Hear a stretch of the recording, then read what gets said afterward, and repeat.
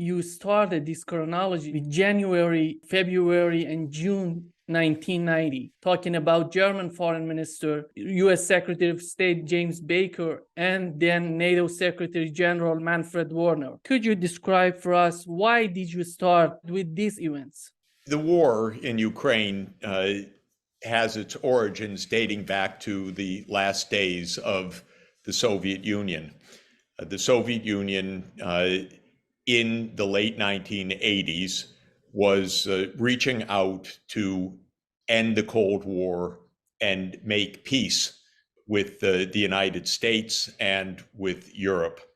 And if we had accepted that basic proposition put forward by President Gorbachev back in the late 1980s, that this was an opportunity for real peace and real cooperation, we would never have come to the war in Ukraine. President Gorbachev unilaterally disbanded the Soviet military alliance, the Warsaw Pact. And at that moment, the German Chancellor Helmut Kohl saw the opportunity for the rapid reunification of Germany. To achieve that, the German government and the United States reached out to Gorbachev and said, look, you are disbanding the Warsaw Pact. Germany can reunify. We will not take advantage of that. We will not, to be specific, move NATO even 1 inch eastward. And Gorbachev said, that's important. And during 1990, the US and Germany and the NATO Secretary-General Manfred Wörner, because I point out that he repeated this in June 1990, told Gorbachev on repeated occasions, NATO will not expand. And this, I think, is the starting point of the war, because the US broke its word almost immediately. With the end of the Soviet Union, the United States leaders decided the US is now the unchallenged and unchallengeable superpower. We can do what we want. Even though Russia is the successor state to the Soviet Union, technically even the continuation state, it could be said, meaning that treaties and other obligations on arms control and so forth continue to apply. The United States decided that, well, we'll expand NATO. We won. They lost. NATO will now expand eastward. And ultimately, the decision was made in the 1990s that NATO would expand eastward, not just to Central Europe, not just to Eastern Europe, but into the former Soviet Union, the Baltic states, then Ukraine and Georgia. And therein really is the root of this war, that this became a victory celebration of the West rather than an agreement between the West and the former Soviet states, which it should have been, because that would have been the basis for a lasting peace. In August 1991, Ukraine declares independence on the basis of the 1990 that you mentioned was a declaration of state sovereignty. How did it happen even before the collapse of the Soviet Union? Well, this was one of the precipitating events that led to the end of the Soviet Union, was that as of August 1991, the Soviet Union was coming apart. Gorbachev was kidnapped, remember, and there was an attempted putsch in the Soviet Union just at that time. And Ukraine, among other of the states of the Soviet Union, started to push for their independence. Even in the previous year, there was this declaration of state sovereignty, which declared Ukraine to be a sovereign. Now, what's interesting in both 1990 and 1991 is that Ukraine declares its statehood or independence or sovereignty on the basis of neutrality. It did not aim to be a NATO country at the time, surely not. It wanted to be a neutral country. And that is fitting because Ukraine, being the western boundary of the Soviet Union, with the name Ukraine meaning at the border, so it was borderlands of the Russian Empire even before the Soviet Union. Ukraine knew that it is a country that is at the crossroads between the West and the East in many, many ways, in culture, in its political history, in its physical geography, obviously, in religion, because Western Ukraine is Catholic and Protestant, primarily Eastern Ukraine Orthodox, linguistically between Ukrainian speaking and in the West and Russian speaking in the East. It was prudent to say, we will be neutral. And from a pragmatic point of view, having in any event a kind of buffer zone between Russia and the West was prudent for both sides, so that there would not be a return of tensions based on military supremacy or threats that would come if the two sides were right up against each other on a single border. In 1992, President Bush, you mentioned that administration policymakers reached a secret internal consensus to expand NATO. This is after the collapse of the Soviet Union, after Warsaw Pact, after Cold War, tremendous opportunity for peace. Yet we see this administration goes the other way. This is the so-called neoconservative turn in the United States. The imperial side of the debate won, which is the notion, which was very attractive to U.S. Leaders and politicians and the security state, that now the U.S. is the world's hegemonic power. There's not any country that remotely can compete with the U.S. The U.S. Secretary of State in the 1990s, Madeleine Albright, called the U.S. the indispensable nation. Many people wrote articles about the U.S. being the most powerful country in history, even more dominant than Rome, and so forth. This was a very heady moment. The U.S. had won the Cold War in the U.S. view. The U.S. had just won the Gulf War against Iraq, showing the might of America's sophisticated armaments. Russia was flat on its back in economic exhaustion and internal political divide. China was a nation of peasant rice cultivators. There was no conceivable threat to the United States as seen in those days. So the arrogance was running very, very high, and it just seemed right. Well, now we can start claiming more pieces on the board. And NATO enlargement was quickly taken up.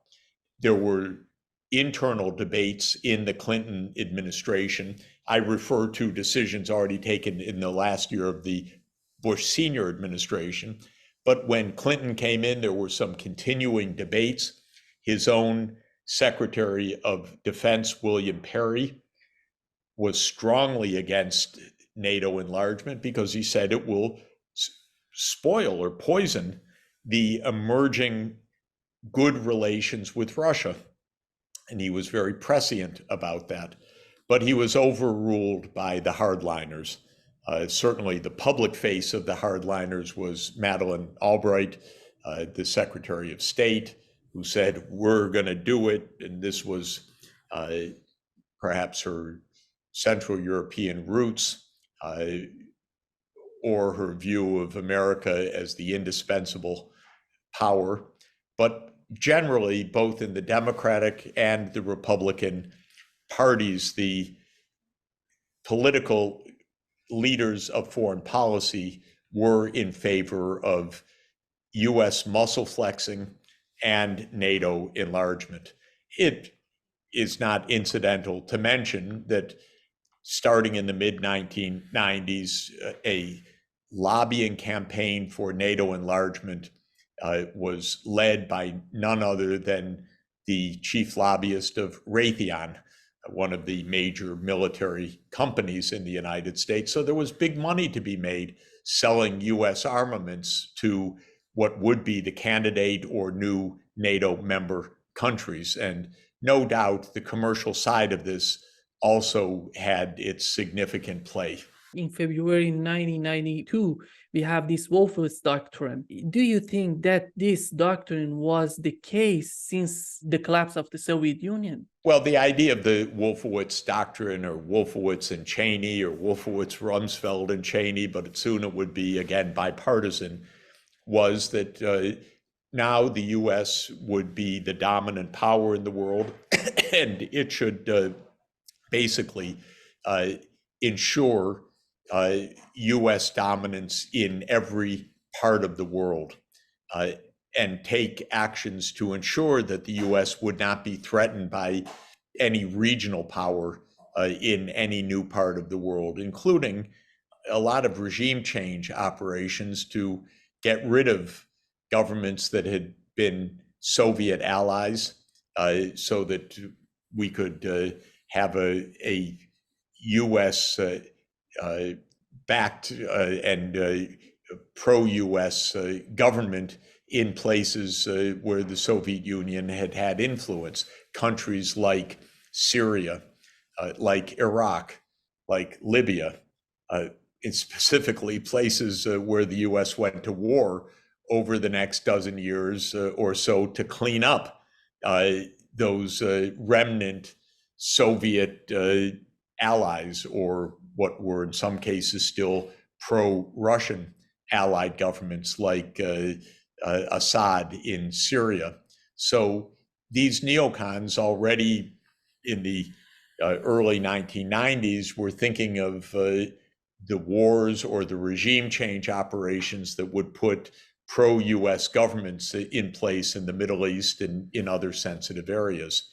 That's the style of American foreign policy. If you don't like a government, change it. I don't mean your own government, I mean someone else's government. It's a very peculiar approach to international affairs. It also is done in general in a secretive mode, though often many people are aware of the US fingerprints, but because it's done in a secretive mode, if you point out, oh, there goes the US again, changing government, the US officials say, no, we had nothing to do with that. That was just local events. But of course, the United States behind the scenes was repeatedly engaging in regime change operations and does so until today.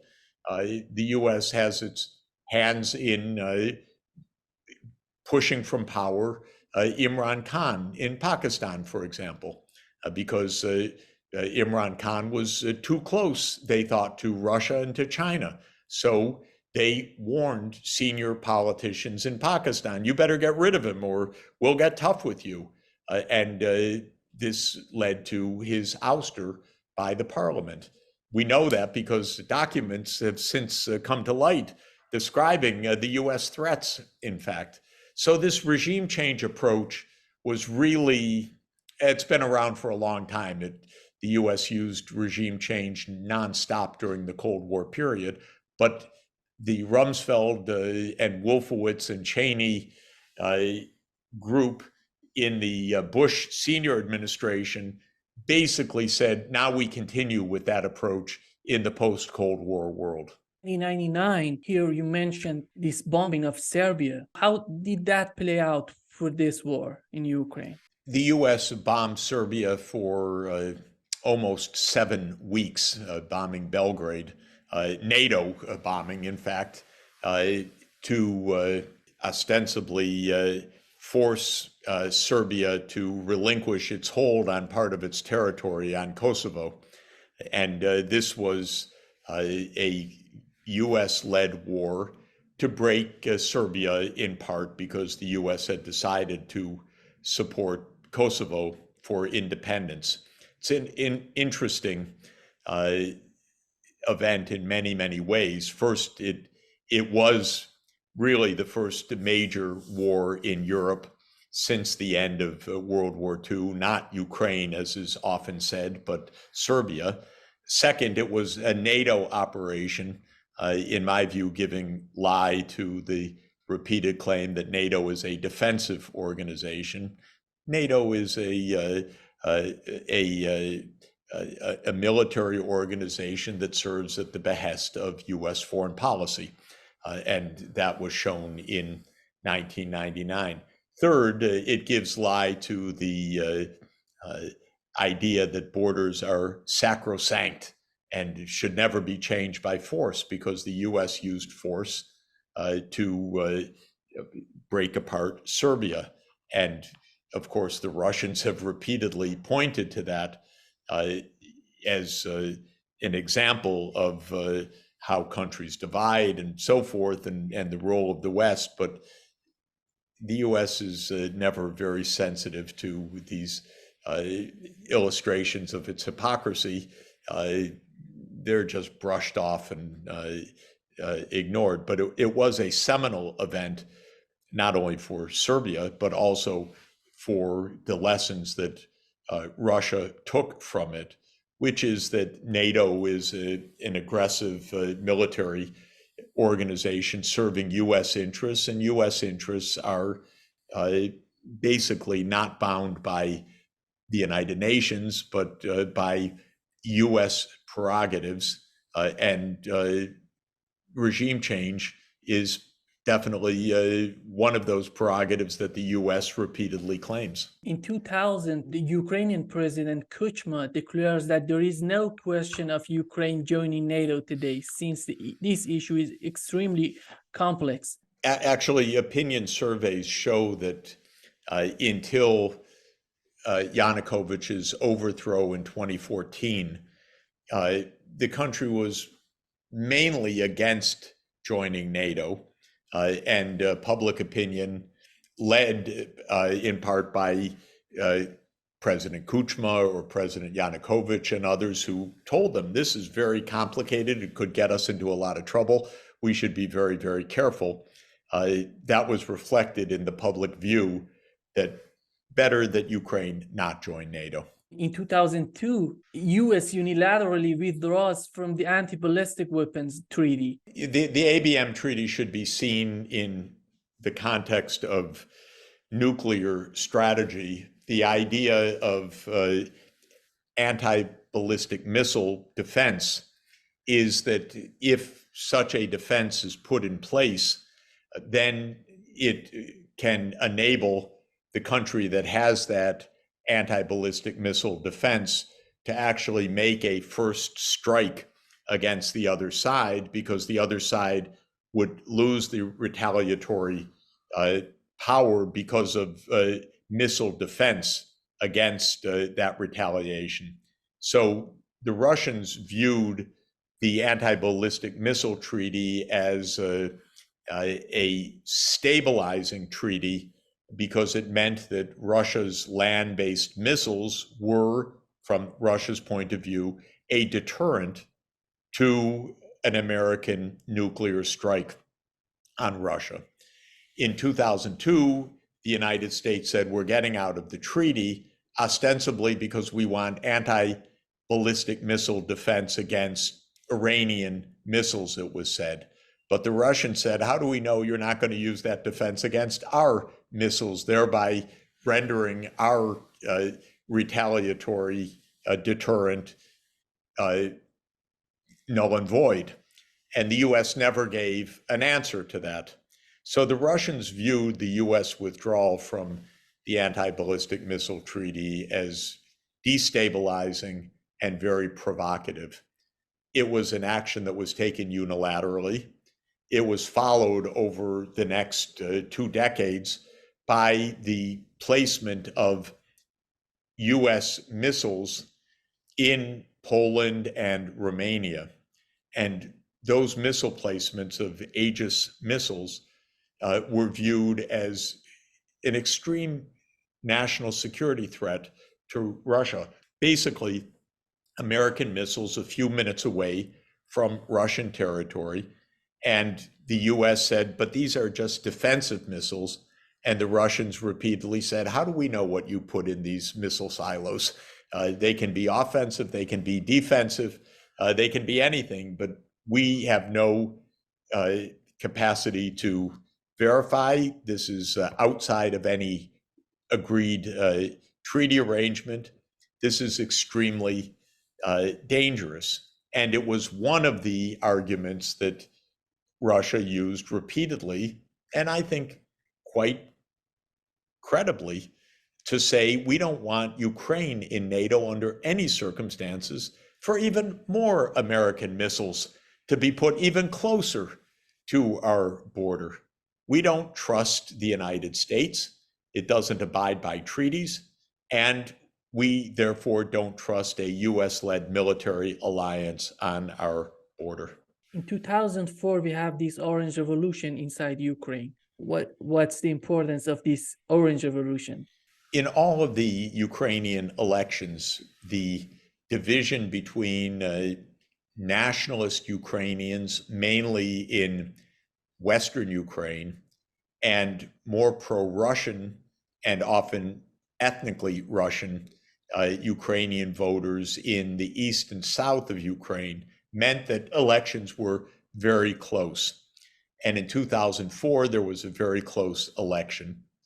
And the United States and a number of NGOs financed by the United States claimed that the elections were fraudulent or that the results were false, and that the pro-American candidate, Viktor Yushchenko, had won over Viktor Yanukovych, the more pro-Russian candidate. And ultimately, this led to protests and to a court ruling in Ukraine that the election should be run again. And in the second round, or the second time, the pro-US candidate, Viktor Yushchenko, won the election. The Americans said, well, that is the fair count. And the Russians said, that is how regime change works.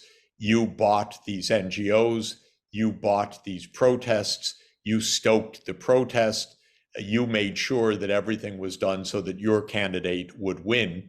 And they called this a US regime change operation. The US called it essentially a revolution of dignity, and a term that would be used later for the Maidan. But it showed the deepening distrust, because there was no question the United States heavily funds political activity in other countries. The US would never tolerate this inside the United States, but it very heavily funds political parties, movements, and so forth. And the Russians are looking at this and saying, yes, we understand you're playing games on our neighboring country. The US says, no, you're the one playing games, but you can see it's a complete breakdown of trust.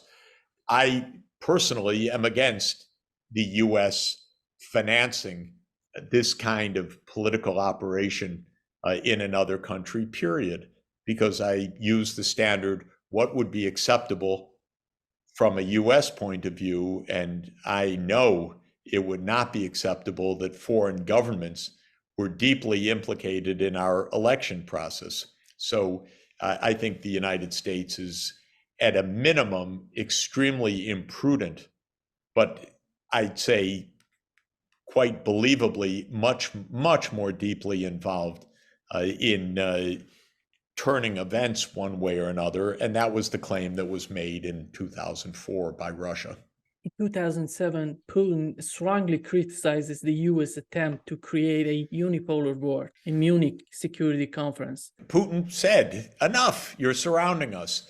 Because remember, in 2007 also, there was a massive NATO enlargement, that included not just the first three new members, Hungary, Poland, and the Czech Republic, but 7 new members coming in George Bush's period.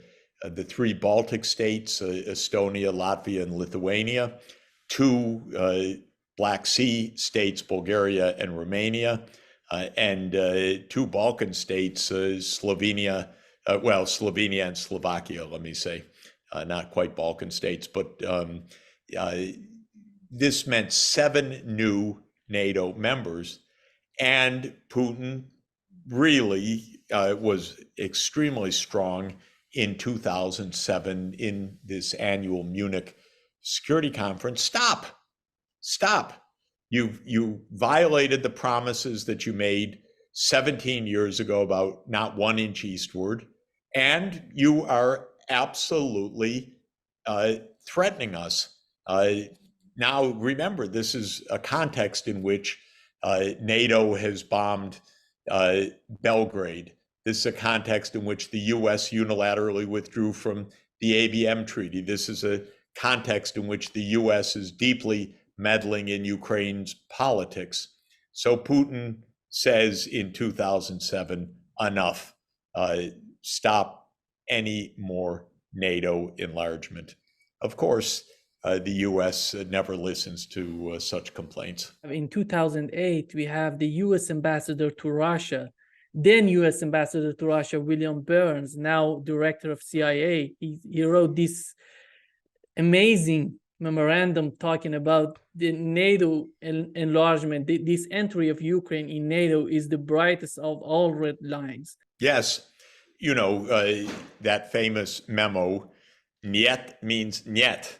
Really, it's not just Putin, it's the entire political class of Russia that utterly rejects NATO enlargement to Ukraine. And the memo is very clear. This could really be destabilizing. Now, at the time, Burns was the US ambassador to Russia. Now he's the CIA director. He knows how provocative America has been. And interestingly, this memo was a WikiLeak. We only know about it because WikiLeaks showed it to us. The American people are not really told anything about any of this because the whole idea of American foreign policy is that the public should be ill-informed and listen to the official narrative, which our media just blindly repeat and just go along with whatever the US government is saying. But once in a while, we get a leak that shows us the truth of what these policymakers are really saying to each other. And it's pretty ugly because it's very much at variance with what we hear as official statements from the government.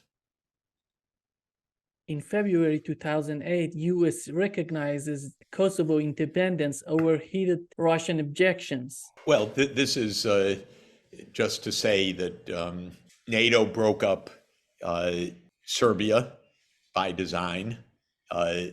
Serbia was an ally of Russia. The Russians complained.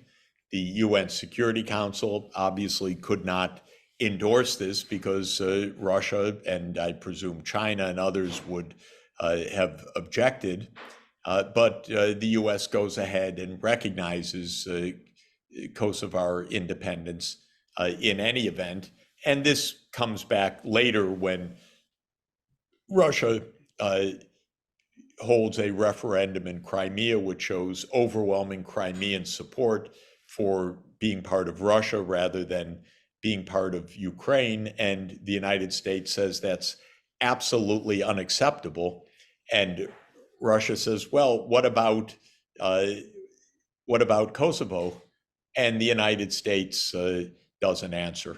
It's an example of US hypocrisy at a minimum, but a very influential one in terms of how Russia came to view the US during this period, which is as a country that would not negotiate over anything, just took unilateral moves. In April, NATO declares that Ukraine and Georgia will become members of NATO.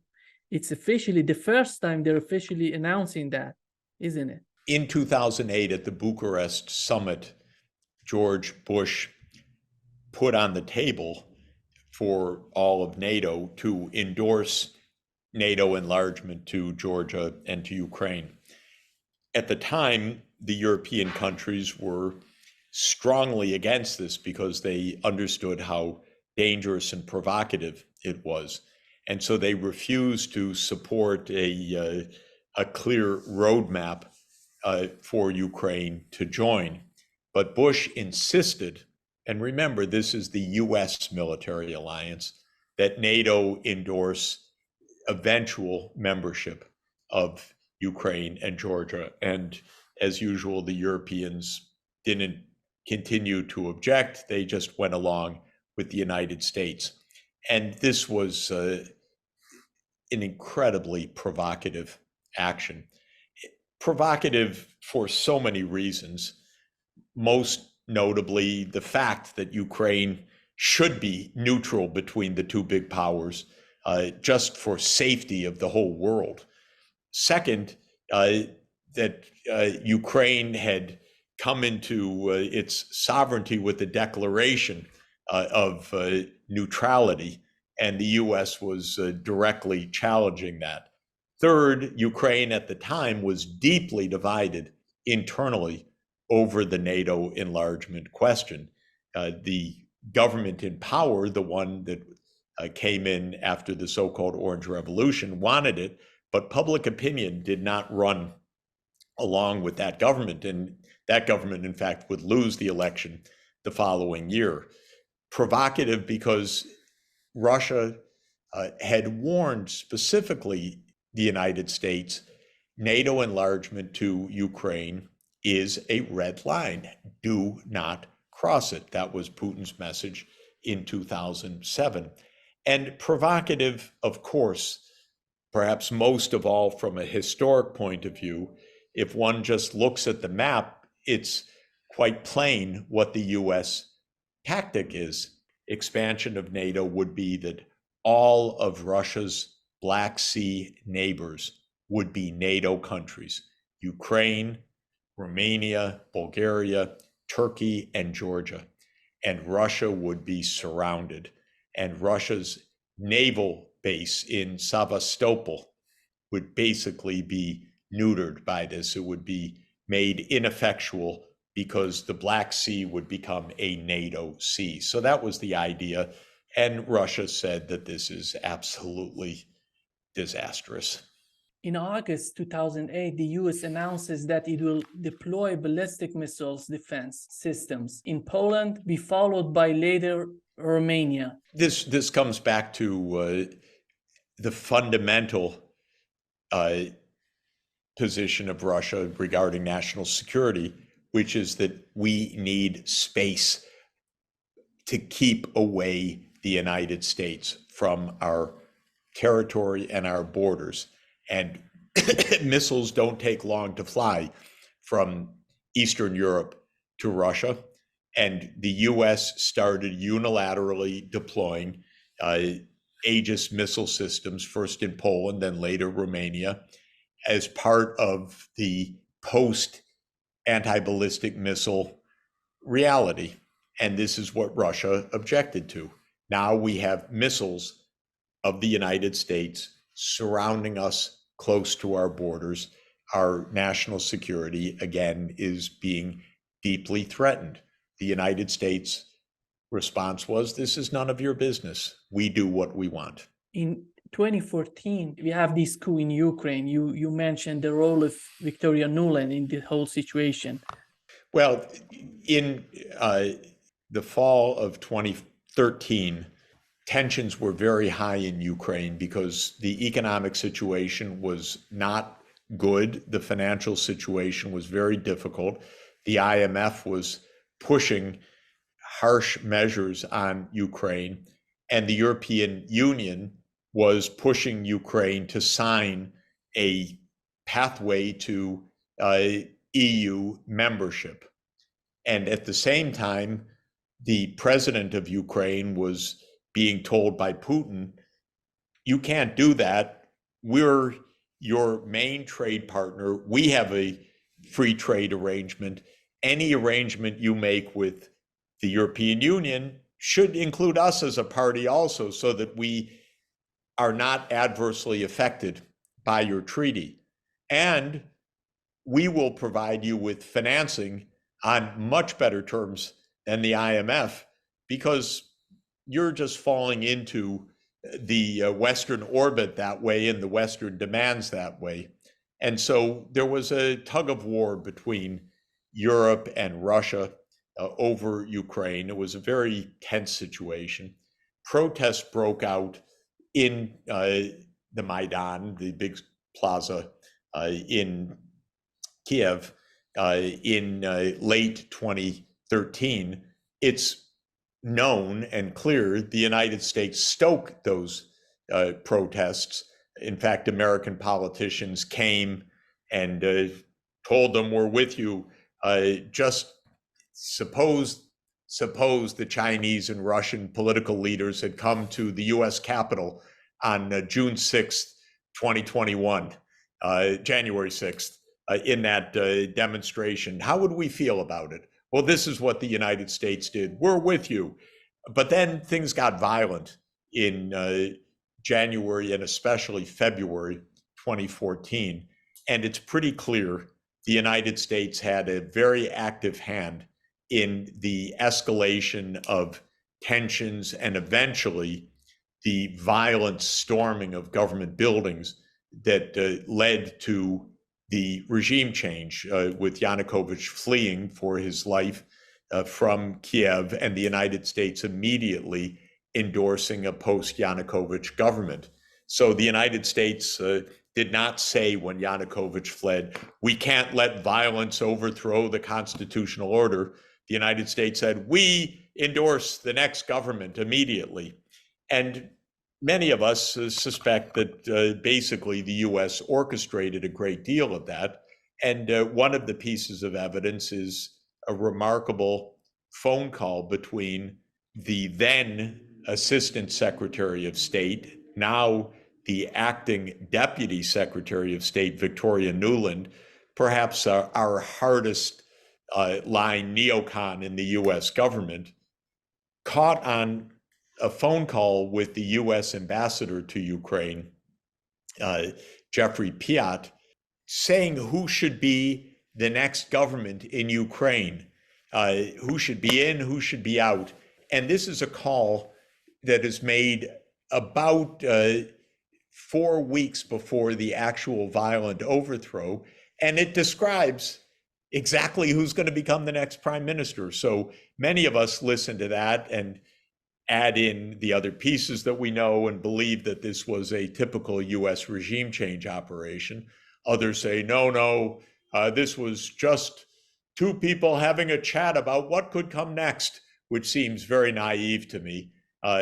But the Russians view it absolutely as a case of the US conspiring on replacing the Yanukovych regime with a Russophobic government that actually came after Yanukovych. In March 2014, President Putin characterizes the regime change as a coup, stating that those who stood behind the latest events in Ukraine had a different agenda. Well, it's interesting. George Friedman, who is the CEO of Stratfor, a U.S.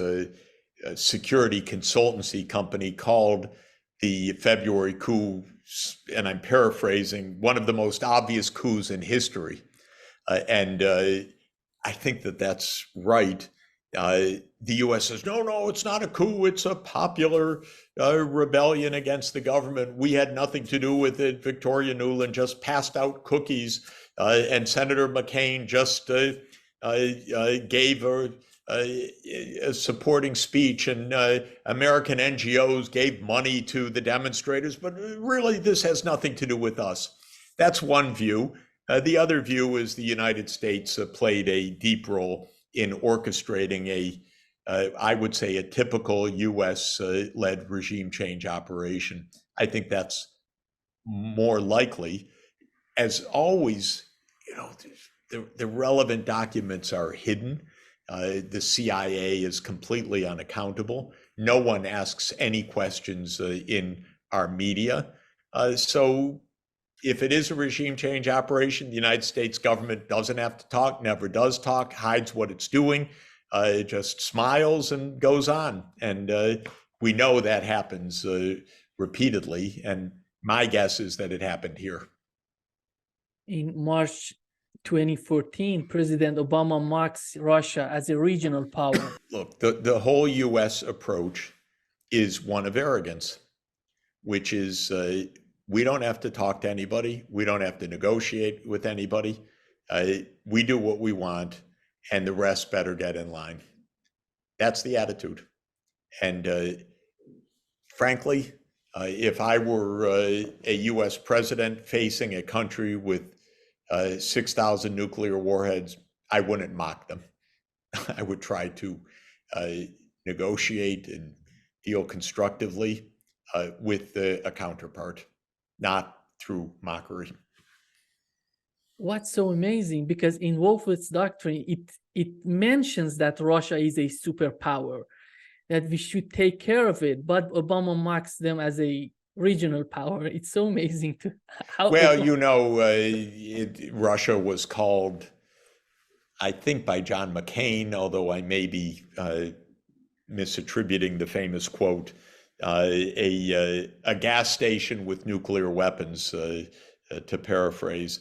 In other words, lots of mockery, rather than a major country, a major society, a country with enormous scientific and technological capacity and skills.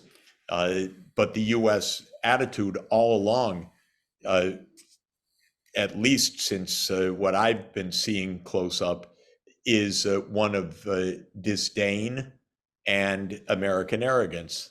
We do what we want. That is the overriding common factor of all this history, which is the United States feels it doesn't have to listen.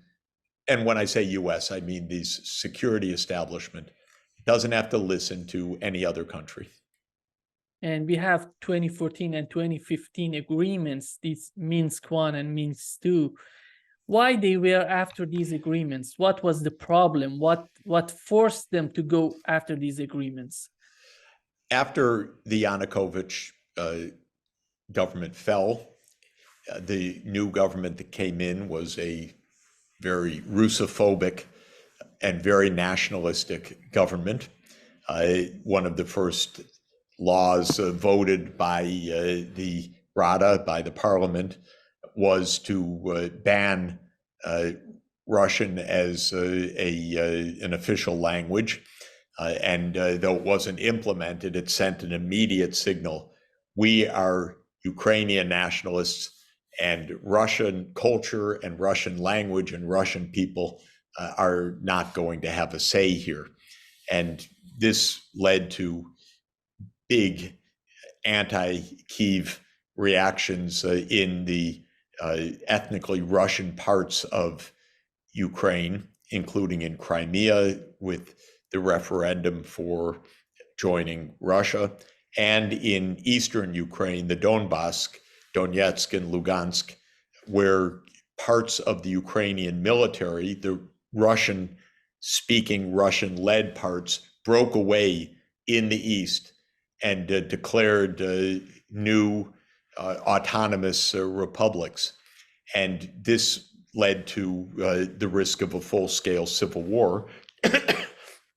And to try to prevent such a civil war, these Minsk agreements were negotiated between these breakaway regions and the Ukrainian central government.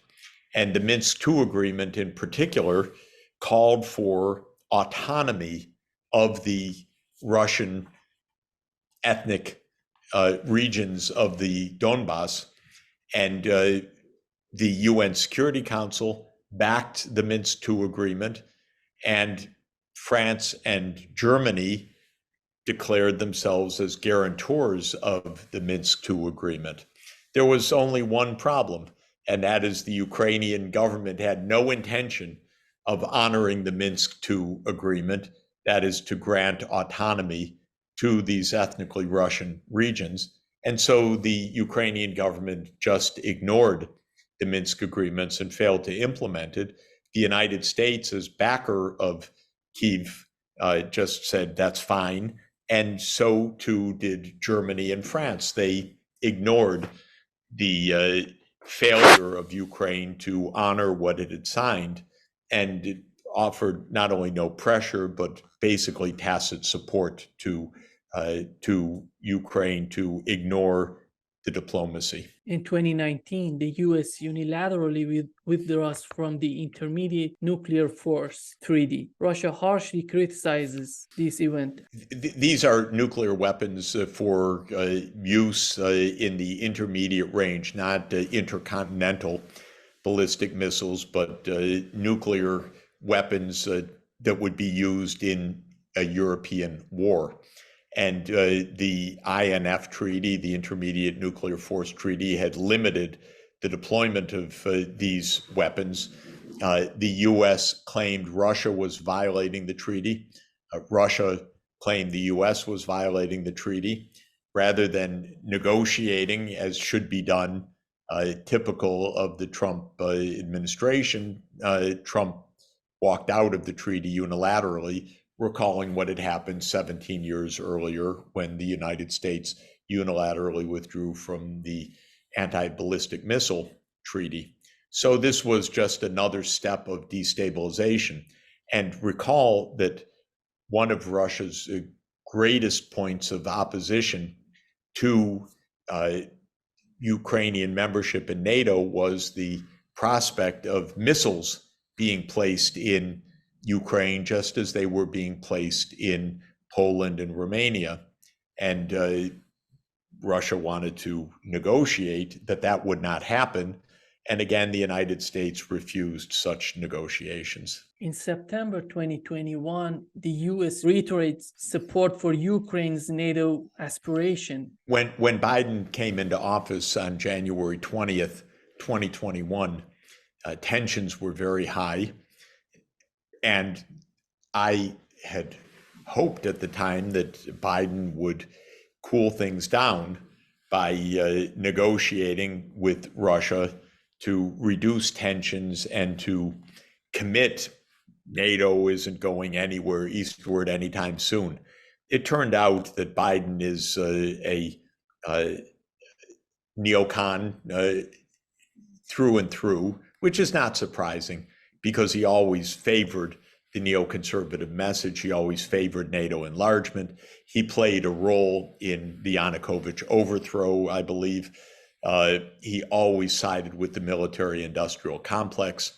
So when he came into office in 2021, the United States repeatedly stated, not only on this September 1, 2021, but at least on two other occasions as well, one at the 2021 NATO summit, and also in another agreement of the State Department and the Ministry of Foreign Affairs of Ukraine, that Ukraine will become part of NATO.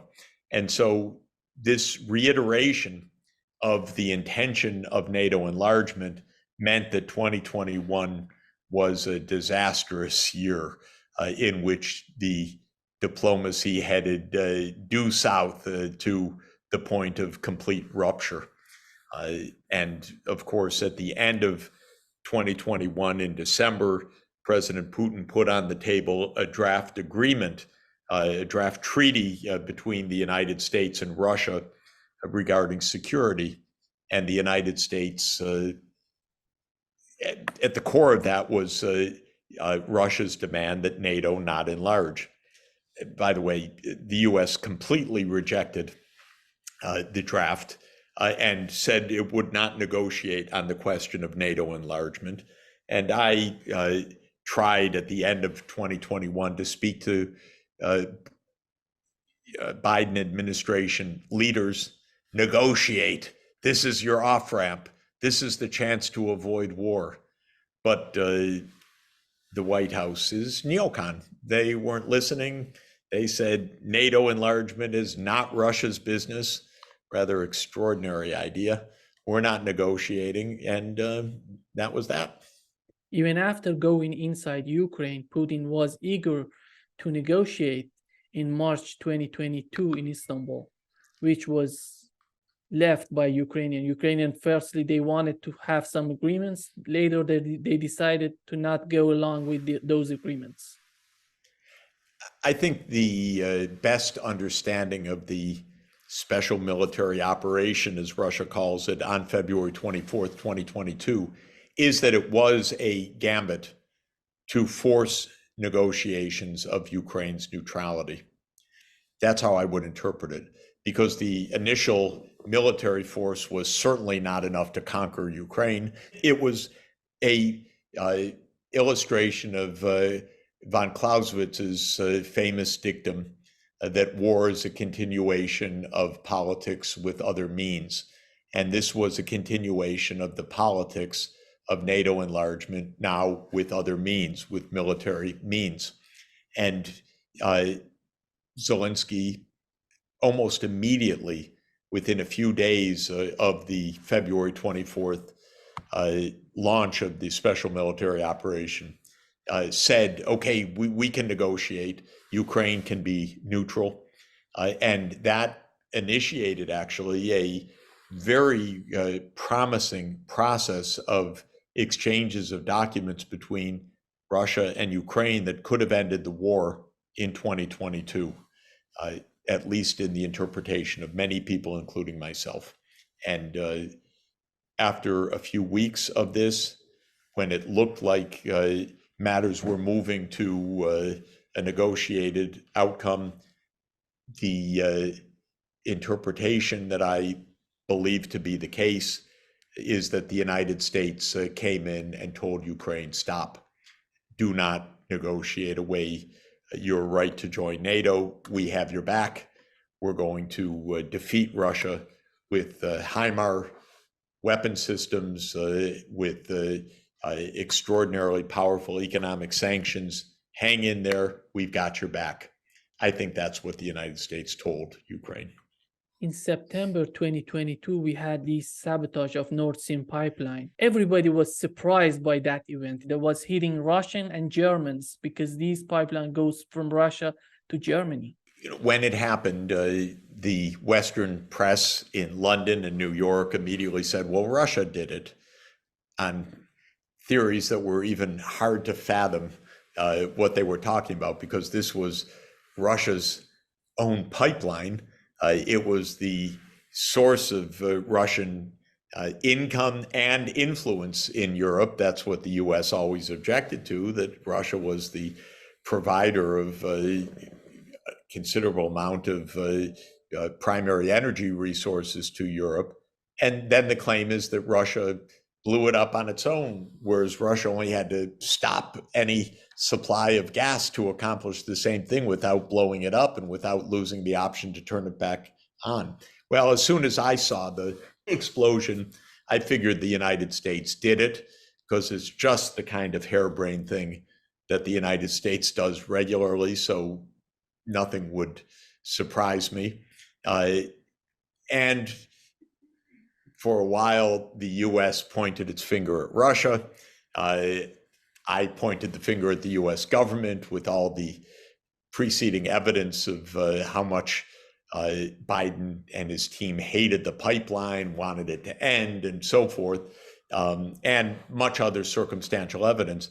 Then the investigative reporter Seymour Hersh came out with a full account describing how the United States actually did it, which I think holds up till today. Then, crazily enough, the US officials, unnamed, speaking to the New York Times, said, no, it was really the Ukrainians. And we knew about it beforehand. But as typical in the propaganda shell that we live in the United States, even when the US government said it was the Ukrainians, The newspaper shrugged and said, well, that's interesting, and never reported on it again, basically. So this is one of those events that you'd think should be quite important, that we should get to the bottom of it, but we never do, because officialdom has its narrative. That's their story. They're sticking with it. Boom. And that's where we are right now. But I think Seymour Hersh probably got this one right. When this war started, we didn't know anything about the Ukrainian army. But during this war, we learned that this army, 400,000 soldiers, were trained during 8 years, 2014 to 2021, trained and equipped by NATO.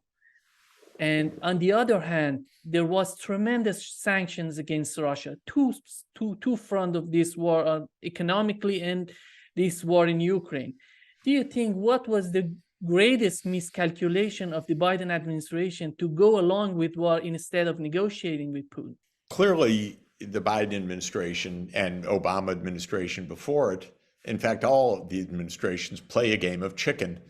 They think that they're going to get along with something by making a threat or making a fait accompli. So first, the US thought, okay, after 2004, we have a pro-NATO government in Ukraine. We'll just push that through. That didn't work, also because Ukrainian public opinion wasn't on side. Yanukovych came in and said, no, I want neutrality. And the people supported that. Well, then I think the next step, the United States said, okay, regime change. We throw the guy out. And now we'll get what we want. And I think that was the next bet that the US made. I don't think they counted on Putin following through immediately by retaking Crimea, and they didn't count on the breakaway republics in the Donbass. Then the US said, okay, we'll just flood Ukraine with weapons and we'll double down on NATO enlargement. What's Russia going to do? And I think Putin said, look, we'll negotiate. And if you don't negotiate, we're going to act. We're not just going to sit there as you pump up the army and the armaments and repeat the call for NATO enlargement. We're not going to sit there when it's so vital for our national security.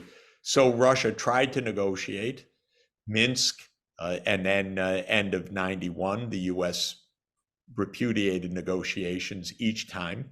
So Russia acted.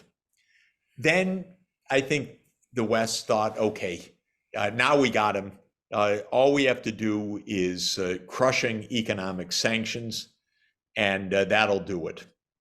Of course, that didn't do it, because they didn't understand that most of the world wasn't going to abide by these sanctions, and Russia would have enough trading partners. Then the next escalation or bluff is, we'll put in HIMARS and we'll put in other advanced missile systems, and Putin doesn't have the political backing at home to mobilize, and so we'll force him to back off, and the military escalation will do it. Then Putin mobilized in the summer of 2022, said, we're calling up reservists, we're going to expand the army, we're doing the things we need to do. This was another bluff that the United States believed would be decisive. So I think this has been a game of chicken all along. A game. Well, that's how game theorists describe strategic interactions. But it's also, to my mind, the kind of mindset that people in the White House have. They think they're playing a game, not causing hundreds of thousands of deaths, which is what's actually happening. They think this is a strategic game. Can we hold on till after the US election? What should we do? What about putting in F-16s? It's all a game of strategy, rather than realizing that this war is a disaster for everybody and needs to stop. And so I think that this series of miscalculations is just that. It's one after another, believing all we have to do is this next step, and we will get past our adversaries. If Russia gets Odessa and Nikolaev, Ukraine going to be a landlocked? How do you see the future of Ukraine? Look, I think Ukraine is being destroyed in this process, and that we should sit down on any moment, at any day, and say it's time to negotiate. We need to protect Ukraine. We need to stop the NATO enlargement. We need the war to end. But it's getting harder and harder to see how this is going to happen, because in 2014, Russia was just asking for neutrality and a long-term lease of Crimea. In 2021, Russia was asking for neutrality and Crimea would remain with Russia, but the Donbass would gain autonomy. That was rejected too. Then Russia annexed 4 territories, Donetsk and Lugansk, Kherson and Zaporizhia. So the demands keep rising. It's getting harder and harder. And negotiations should have happened in 2014. They should have happened in 2021. They should have happened in 2022. I'm no seer or fortune teller. I don't know, but I know this war needs to stop. NATO enlargement never should have taken place. And we need to find a political solution to the contested regions. And I don't think, personally, I doubt that there's any solution in which Crimea goes back to Ukraine, given all this history and given the fact that the Russian naval base has been at Sevastopol since 1783, and given the fact that the Western strategy is to surround Russia in the Black Sea and all of that, I don't think is going to happen. On other fronts, there are different possibilities of negotiation. Will the West lift sanctions? Will Nord Stream get started? Who knows? Many things to discuss. What would the new security arrangements in Europe be? What about the missile placements? So I don't think we can prejudge exactly what a political settlement would be, but I can tell you the current US approach, NATO will enlarge and we will back Ukraine as long as it takes, is a path of NATO, of Ukraine's destruction, and if disaster comes, a path of escalation to nuclear war. It's mind-boggling. It's just wrong-headed, top to bottom, cannot be achieved. And it was absolutely clear from the start that that was the case.